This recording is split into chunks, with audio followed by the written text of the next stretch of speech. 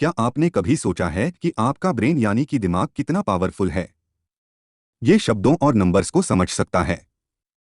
जब आप डरे या घबराए हुए होते हैं, तब भी ये आपको एक जगह से दूसरी जगह जाने में मदद करता है। वर्टिकल बार आपका ब्रेन सिर्फ पावरफुल ही नहीं बल्कि बहुत तेज भी है। क्या आपने कभी सोचा है कि जब आप कुछ पढ़ते हैं तो आप उसे कैसे समझ पाते हैं? या कितनी तेजी से किसी भीड़ में भी आप अपने दोस्त या जाना पहचाना चेहरा पहचान लेते हैं? ये कमाल आपके ब्रेन और उसके अंदर लाखों न्यूरॉन्स का है। ये कितने आश्चर्य की बात है कि एक छोटी सी जगह में आप अनगिनत इंफॉर्मेशन स्टोर कर सकते हैं। तो हम अपने ब्रेन को बेहतर बनाने के लिए आखिर क्या कर सकते हैं? वर्टिकल बार इस बुक में आप सीखेंगे कि ब्रेन कैसे काम करता है और आप इसे हमेशा अच्छी कंडीशन में कैसे बनाए रख सकते हैं। हमारा ब्रेन बहुत ही दिलचस्प और हैरान कर देने वाली मशीन है। इस बुक के जरिए आप इसके बारे में बहुत कुछ जानेंगे, क्योंकि यकीन मानिए आपका ब्रेन आपको बहुत अच्छे से जानता है। एक्सरसाइज रूल एक व्यायाम मस्तिष्क की शक्ति को बढ़ाता है। हमारे जो पूर्वज थे, एक तरह से आप उन्हें बंजारा कह सकते हैं, क्योंकि वो एक जगह से दूसरी जगह घूमते रहते थे। वो अलग अलग जगह जाने के लिए मजबूर थे, क्योंकि एक जगह पर लंबे समय तक रहना संभव नहीं था। उन्हें कई तरह की मुश्किलों का सामना करना पड़ता था, जैसे उनके पास खाने की या लकड़ी की कमी जाती थी, जंगली जानवर हमला कर देते थे, या मौसम हमेशा बदलता रहता था। वर्टिकल बार ऐसी कंडीशन का सामना करते हुए आगे बढ़ते रहने से ब्रेन को तेजी से डेवलप होने में मदद मिली। लेकिन अगर आज की बात करें तो हमारे पूर्वजों की तुलना में हमारी लाइफस्टाइल और रहन सहन बहुत अलग है। आज हम अपनी सीट से हिले बिना कई घंटों का सफर तय कर लेते हैं। वर्टिकल बार कई तरह की मशीन ने हमारा काम आसान बना दिया है। हाँ, हमारा बुढ़ापा कैसा होगा, हमारी लाइफस्टाइल का इस पर गहरा असर होता। अगर आप एक सुस्त जीवन जीते हैं यानी इनएक्टिव हैं और आपने अपनी जिंदगी का ज्यादातर समय सोफे पर लेटे हुए बिताया है, तो इसमें कोई शक नहीं कि आप बढ़ती उम्र के साथ ढलने लगेंगे। लेकिन अगर आपने एक एक्टिव लाइफस्टाइल अपनाया है, तो आप 75 के बाद भी चुस्त और फुर्तीले बने रहेंगे। एक्सरसाइज करने के बहुत फायदे होते हैं। ये हार्ट अटैक और स्ट्रोक जैसी बीमारियों के रिस्क को कम कर देता है। ये आपको फिजिकली और मेंटली परफेक्ट शेप बाएं रखता है। वर्टिकल बार कई स्टडी ने ये साबित किया है कि जो लोग एक्टिव लाइफस्टाइल अपनाते हैं, वो मेमोरी, लॉजिक, प्रॉब्लम सोल्व करने की एबिलिटी और बातों को समझने की पावर में सुस्त लोगों की तुलना में काफी आगे होते। अगर आप भी आलसी और सुस्त हैं, तो उदास ना हो, क्योंकि रिसर्च करने वालों ने गौर किया तो पाया कि एक्सरसाइज प्रोग्राम को फॉलो करने के बाद इनएक्टिव लोगों की मेंटल एबिलिटी में काफी इंप्रूवमेंट होने लगा था। 4 महीनों में उन्होंने बहुत प्रोग्रेस दिखाई थी। एक्सरसाइज बुढ़ापे में होने वाली बीमारियों के रिस्क को भी कम करता है। वर्टिकल बार ये आपके मूड को अच्छा बनाए रखता है, क्योंकि फिजिकल एक्सरसाइज आपके नर्वस सिस्टम में सेरोटोनिन, डोपामाइन और नोरपाइनेफ्राइन को रिलीज करता है। जैक ललेन इस बात का परफेक्ट एग्जाम्पल है कि एक्सरसाइज ब्रेन की पावर को कैसे बूस्ट करता है। 70 साल की उम्र में उन्होंने कैलिफोर्निया के लॉन्ग बीच हार्बर से क्वींस वे ब्रिज तक 70 बोट, जिसमें एक एक आदमी सवार था, उसे खींचकर सबको चकित कर दिया था। वर्टिकल बार जैक के पीछे 70 बोट बंधी थी और उन्होंने 1.5 मील की दूरी तय की। स्ट्रॉन्ग बॉडी के अलावा उस उम्र में भी जैक मेंटली फिट थे। उनका माइंड और बॉडी एक 20 साल के नौजवान जैसा था। अब आइए जिम और फ्रैंक को एग्जाम्पल के रूप लेते हैं, जिन्होंने एक्टिव और इनएक्टिव लाइफस्टाइल को अपनाया था। जिम वृद्धाश्रम में रहते थे। वो ज्यादा चलते फिरते नहीं थे, बस टीवी के सामने बैठे रहते थे। वो काफी दुखी थे और अक्सर बिना किसी कारण से रोने लगते। दूसरी ओर फ्रैंक फिजिकली और मेंटली एक्टिव थे। वो हमेशा किसी ना किसी काम में बिजी रहते। असल में फ्रैंक एक आर्किटेक्ट थे, जिन्होंने 90 साल की उम्र में एक म्यूजियम बनाने का काम पूरा किया था। फिजिकली हेल्थी होने के साथ साथ वो अपनी जिंदगी से खुश भी थे। आपको क्या लगता है, इस फर्क का कारण क्या था? जब आप खुद को एक्टिव बनाए रखते हैं, तो आप पॉजिटिव विचारों और एनर्जी से भरे होते हैं। लेकिन जहां आपने खाली बैठना शुरू किया, तो आपके माइंड में शैतानी ख्याल घर करने लगते हैं और आपको नेगेटिव विचारों से भर देते हैं, जो आपके दुख और तकलीफ का कारण बनता है, जैसा कि जिम के साथ हुआ था। कई लोग हैं जो जिम की तरह सुस्त और इनएक्टिव हैं, लेकिन उनके लिए अब भी उम्मीद बची है। हर रोज सिर्फ 20 मिनट का एक्सरसाइज भी आपके हेल्थ और मूड में पॉजिटिव बदलाव लाने की ताकत रखता है। सर्वाइवल रूल 2, विकसित मानव मस्तिष्क। हमारे पूर्वजों ने कठोर वातावरण से बचने के लिए सिर्फ अपनी बॉडी का ही नहीं बल्कि अपने दिमाग का भी बहुत इस्तेमाल किया। वो सिंबॉलिक रीजनिंग का इस्तेमाल करते थे। सिंबॉलिक रीजनिंग वो कला है जो हमें जानवरों से अलग बनाती है। ये उन चीजों को देखने की एबिलिटी है जो सच में मौजूद नहीं हैं। इमेजिन कीजिए कि आप अपने हाथ पर एक सीधी और लंबी लाइन ड्रा करते हैं। क्योंकि हमारे पास सिंबॉलिक रीजनिंग है, इसलिए हम समझ जाते हैं कि इसका मतलब या तो अल्फाबेट आई है या नंबर ए। सिंबॉलिक रीजनिंग ने हमारे पूर्वजों को एक दूसरे के साथ बातचीत करने में और अगर आगे कोई खतरा है तो हमें सावधान करने में मदद की है। ये तो शुक्र है कि समय के साथ इंसान में कई बदलाव और डेवलपमेंट हुआ और कुछ ऐसे सिंबल बन गए जिन्हें दुनिया के किसी भी कोने में कोई भी समझ सकता है, जैसे रेड सिग्नल का मतलब है स्टॉप, थम्प्स अप का मतलब है ओके वगैरह। हम कई फील्ड में जैसे लैंग्वेज, आर्ट, पोएट्री में भी सिंबॉलिक रीजनिंग को यूज करते हैं। हमने अपने कल्चर को इस यूनिक एबिलिटी में ढाला है। हमारे पवित्र ग्रंथों, पौराणिक कथाओं और दिजागों के बारे में सोचिए। इंसानों ने सिंबॉलिक रीजनिंग की मदद से धर्म और कॉरपोरेशन को बनाया। जानवर ये सब कुछ नहीं कर सकते थे। नेचुरल सिलेक्शन ने हमारे कमजोर पूर्वजों को हटा दिया और ज्यादा मजबूत लोगों का जीन्स अगली पीढ़ी में चला गया। फिर भी हिस्ट्री ने इसे अनदेखा कर दिया। जब ईस्ट अफ्रीका में हमारे पूर्वजों ने एक छोटी सी आबादी से धरती पर जिंदगी की शुरुआत की थी, तो आज आबादी 7 अरब तक कैसे पहुंच गई? तो इसका जवाब है बदलाव। इससे लड़ने के बजाय हमने बदलाव के साथ ढलना और उसे अपनाना सीखा। Smithsonian museum hush human origins के डायरेक्टर रिचर्ड पॉट्स इस थ्योरी को वेरिएबिलिटी सिलेक्शन थ्योरी कहते हैं। ये थ्योरी बताता है कि हमारे ब्रेन में दो पावरफुल विशेषताएं हैं। पहला, हम जब गलतियां करते हैं तब हम सचेत हो जाते हैं, और दूसरा, हमारा ब्रेन हमें उनसे सीखने की परमिशन देता है। इस एबिलिटी ने हमारे पूर्वजों को बिना किसी मदद के तेजी से बदलती हुई कंडीशन को झेलते हुए आगे बढ़ना सिखाया। उन्हें बताने या सिखाने वाला कोई नहीं था। उन्होंने खुद सब कुछ झेला और आगे बढ़ते रहे। एक और चीज जो हमें जानवरों से अलग बनाती है वो है बाइपडलिज्म। ये वो एबिलिटी है जो हमें दो पैरों पर चलने और हाथों को दूसरे काम के लिए इस्तेमाल करने की क्षमता देती है। लेकिन सबसे बड़ा फैक्टर जो इंसानों को औरों से अलग करता है वो है हमारे ब्रेन का प्रीफ्रंटल कोर्टेक्स। प्रीफ्रंटल कोर्टेक्स खास तौर पर प्रॉब्लम को सॉल्व करने, ध्यान फोकस करने और नेचुरल सेंस या इंट्यूइशन को कंट्रोल करने के लिए जिम्मेदार होता है। आइए एक कहानी से इसे समझते हैं। ये कहानी है 25 साल के फिनिस गेज की है। वो रेलरोड कंस्ट्रक्शन टीम का हेड था। गेज का परिवार और उसके साथी उसे मजाकिया, स्मार्ट और मेहनती लड़के के रूप में जानते हैं। एक दिन काम के दौरान गेज एक भयानक दुर्घटना का शिकार हो गया। वो चट्टानों को हटाने के लिए ब्लास्ट की तैयारी कर रहा था, लेकिन धमाका समय से पहले हो गया। 3 फुट लंबा स्टील का रॉड सीधे गेज के ब्रेन के सेंटर में घुस गया। इसने उसके प्रीफ्रंटल कोर्टेक्स को पूरी तरह डैमेज कर दिया था। ये किसी चमत्कार से कम नहीं था कि गेज की जान बच गई थी, लेकिन इस घटना ने उसकी जिंदगी बदल कर रख दी। हंसता मुस्कुराता गेज अब चिड़चिड़ा, गुस्सैल और झगड़ालू हो गया था। कुछ सालों बाद मिर्गी के दौरों की वजह से उसकी मृत्यु हो गई। अटेंशन रूल 3, हम बोरिंग चीजों पर ध्यान नहीं देते हैं, हमें चीजों को सीखने के लिए ध्यान यानी अटेंशन देने की जरूरत होती है। आप जितना ज्यादा ध्यान किसी चीज पर देते हैं उतना ही ज्यादा आप उसे याद रख पाएंगे। अब हर क्लासरूम और ऑफिस में एक सवाल जरूर पूछा जाता है कि किसी का अटेंशन कैसे बनाकर रखा जाए। बहुत सारी चीजें हमारा ध्यान भटकाती हैं। मान लीजिए कि आप कुछ पढ़ रहे हैं और तभी आपका कुत्ता आपके साथ खेलने लगता है, या आसपास से कई गाड़ियां गुजरती हैं वगैरह। जहां भी हमारा ध्यान होता है मेमोरी वहां अपना असर डालती है।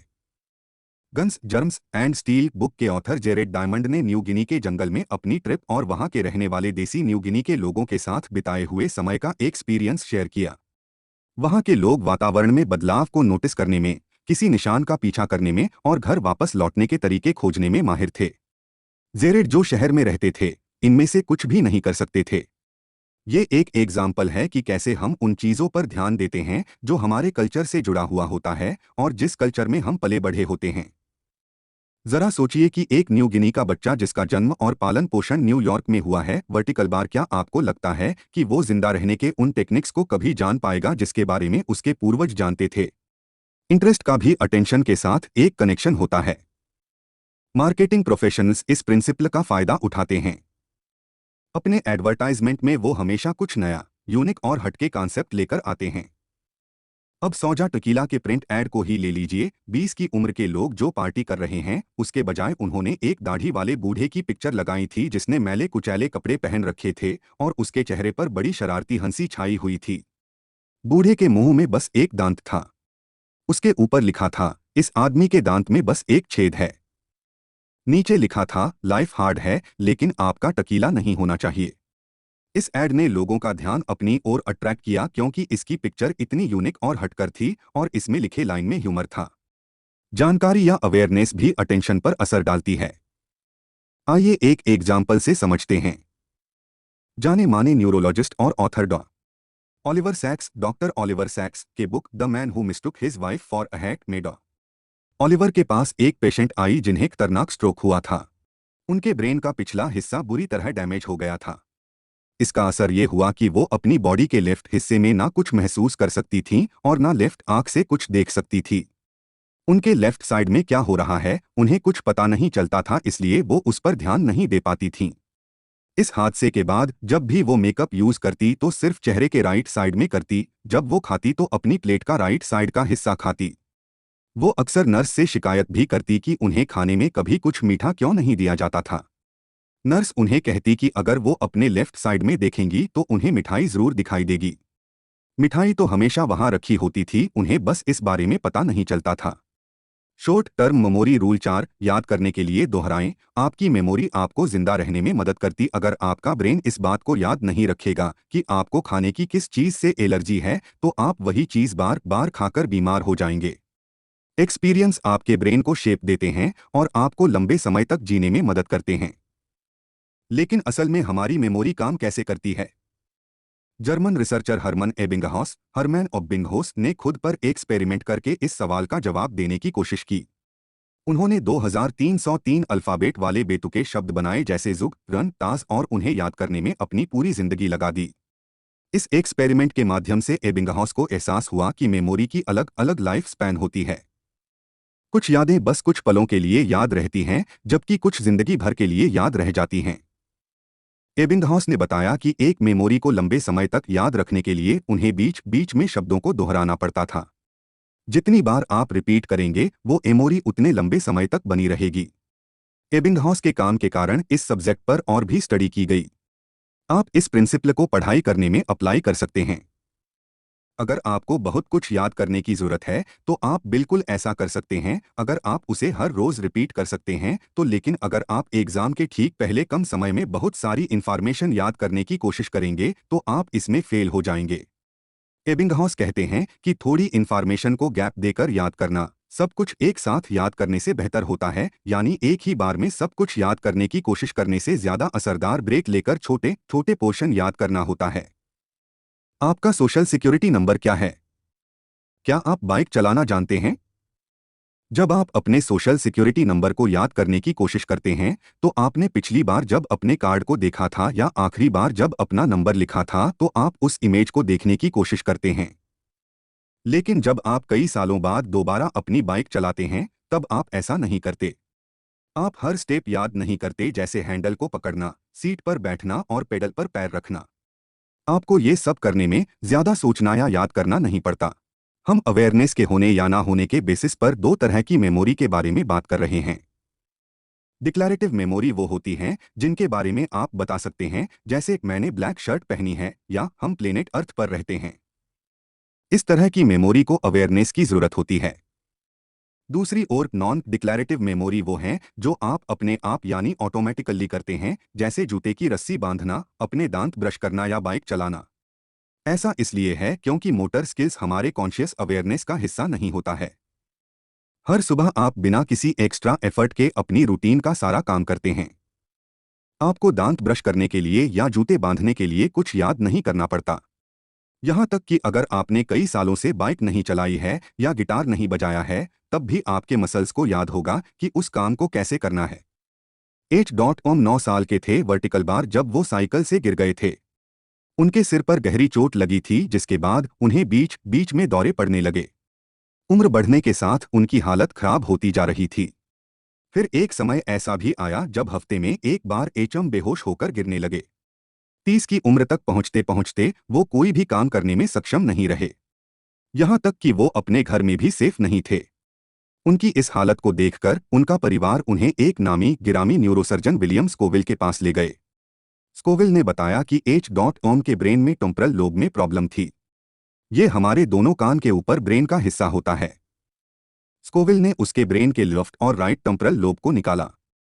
इससे एचएम के दौरे तो कम हो गए, लेकिन उसने शॉर्ट टर्म मेमोरी को लॉन्ग टर्म मेमोरी में बदलने की एबिलिटी खो दी थी। सर्जरी के बाद एच.ओम लंबे समय तक कुछ भी याद नहीं रख पाते थे। समय गुजरने के साथ एक वक्त ऐसा थी आया जब एचएम आईने में खुद को पहचान भी नहीं पाए। उनका चेहरा बूढ़ा हो गया था। ये सर्जरी के पहले जैसा बिल्कुल नहीं था। एचएम को पता नहीं था कि उनकी उम्र कितनी थी। वो कोई भी नया नाम, चेहरा, गाना या शब्द याद नहीं रख पाते थे। उनकी मेमोरी इतनी कम हो गई थी कि किसी से मिलने के बाद अगर वो मुड़ जाते थे तब भी वो उस शख्स को भूल जाते। एचएम सालों तक रिसर्च का सब्जेक्ट बने रहे।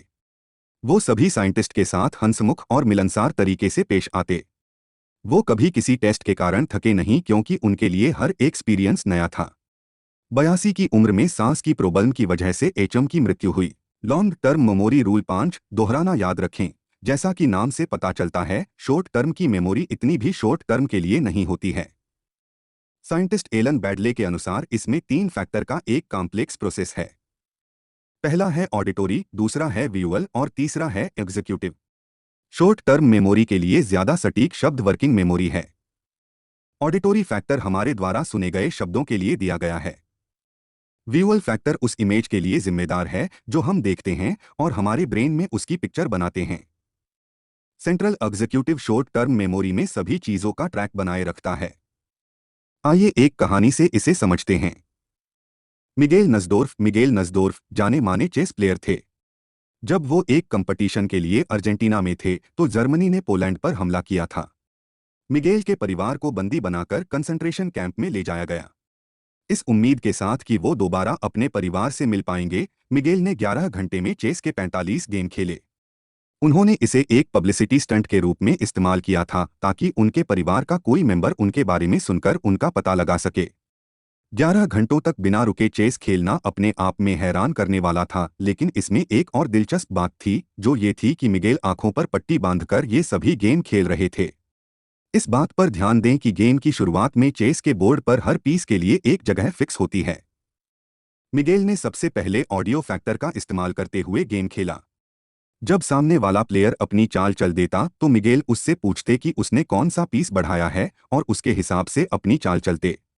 उसके बाद उन्होंने विजुअल फैक्टर का इस्तेमाल कर अपने ब्रेन में इमेज बनाई कि चेस बोर्ड पर हर पीस कैसे चलता है। इसलिए वो आंखें बंद रखते हुए भी गेम आसानी से जीत सकते थे। अंत में मिगेल ने सेंट्रल एग्जीक्यूटिव फैक्टर का इस्तेमाल एक गेम को दूसरे से अलग करने के लिए किया, मतलब जब एक गेम खत्म हो जाता तो वो अपनी मेंटल इमेज को दोबारा गेम के शुरुआती सेटिंग पर सेट कर लेते। जैसा कि एबिंगहाउस ने कहा, अगर आप बीच बीच में अपनी इंफॉर्मेशन को रिपीट नहीं करेंगे और उसे दूसरे जरूरी इंफॉर्मेशन के साथ कनेक्ट नहीं करेंगे तो आप जल्द ही उसके बारे में भूल जाएंगे। इस प्रोसेस को कंसोलिडेशन कहा जाता है। इस तरह हम अपनी शॉर्ट टर्म मेमोरी को लॉन्ग टर्म मेमोरी में बदलते हैं। आसान शब्दों में कंसोलिडेशन का मतलब है रिपीट करना और जोड़ना। अगर आप सच में कुछ याद रखना चाहते हैं तो आपको उसे बार बार रिपीट करना होगा। इसका मंत्र है रिपीट करें और कनेक्ट करें। आपको ये जानकर आश्चर्य होगा कि आपकी बचपन की यादें उतनी भी सटीक नहीं हैं जितना आप सोचते हैं। जैसे जैसे समय बीतता है, आपकी मेमोरी में किसी भी घटना की डिटेल मिटने लगती है और इसलिए ब्रेन नई बातें उस घटना में जोड़ने लगता है। आपका ब्रेन दुनिया में आपके द्वारा एक्सपीरियंस की गई हर इंफॉर्मेशन को अपने अंदर ले लेता है। इसलिए ये आपकी पुरानी यादों को नई यादों के साथ जोड़ने की तकनीक का इस्तेमाल करता है। इससे ब्रेन को हर चीज का मतलब समझने में आसानी होती है। जैसे मान लीजिए कि 8 साल की उम्र में आपने बीच पर अपने पेरेंट्स साथ बहुत ही अच्छा समय बिताया। 10 साल की उम्र तक आप उस दिन की डिटेल को बिल्कुल सटीक तरह से याद रख पाएंगे। हो सकता है कि आपने अपनी डायरी में उस दिन के बारे में लिखा भी हो। लेकिन अगर आप 30 साल बाद उस डायरी को पढ़ेंगे तो उस दिन की मेमोरी वैसी नहीं होगी जो डायरी लिखते वक्त थी। ऐसा इसलिए होता है क्योंकि आपके नए एक्सपीरियंस उस खुशनुमा मेमोरी पर अपना असर डालते हैं, जिस वजह से उसकी डिटेल मिटने लगती है। जिन बातों को हम बार बार याद नहीं करते वो बातें ब्रेन अपने आप डिलीट करने लगता है। 6 अच्छी नींद लें, अच्छा सोचें। अक्सर नींद की कमी की वजह से आप जो बदलाव महसूस करते हैं उस वजह से आप ओवर रिएक्ट करने लगते हैं और आप इसमें गलत नहीं हैं। स्टडी ने बार बार इस बात को साबित किया है कि नींद की कमी आपकी बॉडी को गंभीर नुकसान पहुंचाती है। हम बिना रुके या बिना नींद लिए लगातार काम नहीं कर सकते क्योंकि हमारी बॉडी में जागने और सोने का एक ऑटोमेटिक सिस्टम बना हुआ है। जागना और सोना हमारे बॉडी के अंदर चल रही एक लड़ाई के रूप में बताया गया है। ये लड़ाई प्रोसेस सी और प्रोसेस एस के बीच में है। प्रोसेस सी उन हार्मोन्स और केमिकल से बना हुआ है जो आपको जगाए रखने का काम करते हैं। दूसरी ओर प्रोसेस एस उन हार्मोन्स और केमिकल से बना है जिनका काम है आपको सुलाना। इस लड़ाई में जो प्रोसेस ज्यादा हावी होता है उसके हारने की पॉसिबिलिटी ज्यादा होती है। लेकिन ऐसा क्यों? ऐसा इसलिए है क्योंकि आप जितने लंबे समय तक जागते रहेंगे उतनी ही आपको ज्यादा नींद आने लगेगी क्योंकि आपकी बॉडी बहुत थक चुकी होती है। यहां तक कि दोपहर में झपकी लेना भी रिसर्च करने वालों द्वारा हेल्थी माना गया है। झपकी लेने का मतलब ये नहीं है कि आप आलसी हैं या ज्यादा सो रहे हैं। हमारी बॉडी को बस कुछ देर आराम करने का मौका चाहिए, फिर चाहे वो कुछ ही मिनटों का क्यों ना हो। नासा द्वारा किए गए एक स्टडी से पता चला है कि 26 मिनट की झपकी लेने के बाद एक पायलट की परफॉर्मेंस 34% बढ़ गई थी। एक और स्टडी से पता चला कि 45 मिनट की झपकी लेने वाले स्टूडेंट्स की मेंटल प्रोसेसिंग काफी बढ़ गई थी। आइए एक कहानी से इसे समझते हैं। 1965 में 17 साल के रैंडी गार्नर ने फैसला किया कि वो अपने साइंस प्रोजेक्ट के लिए 11 दिनों तक लगातार जागता रहेगा। उसने इस अद्भुत काम को सिर्फ सच में करके ही नहीं दिखाया बल्कि उसने उस साल सबसे लंबे समय तक नींद न लेने वाले इंसान के रूप में एक रिकॉर्ड भी बनाया। लेकिन इसके बाद अपने एक्सपेरिमेंट के दौरान रैंडी बहुत थका हुआ, चिड़चिड़ा और भुलक्कड़ जैसा बर्ताव करने लगा। उसमें अल्जाइमर बीमारी के लक्षण जैसे भ्रम, पागलपन और मेंटल कन्फ्यूजन भी दिखाई देने लगे। रैंडी की बॉडी एक खराब हुई मशीन की तरह काम कर रही थी। अपने एक्सपेरिमेंट के आखिरी दिन उसकी उंगलियां कांपने लगी और वो ठीक से बोल नहीं पा रहा था। पूरी नींद लेना सिर्फ बच्चों के लिए जरूरी नहीं होता। ये हमारी बॉडी का एक नेचुरल प्रोसेस है खुद को रिचार्ज करने का। पूरी नींद लेना हर उम्र के इंसान के लिए बहुत जरूरी है। जब आपको एग्जाम के लिए पढ़ने की या किसी इंपॉर्टेंट प्रोजेक्ट पर काम करने की जरूरत होती है तो आपको बीच बीच में रेस्ट जरूर लेना चाहिए। झपकी लेने का मतलब आलसी होना नहीं होता बल्कि ये आपको ज्यादा प्रोडक्टिव बनाता है।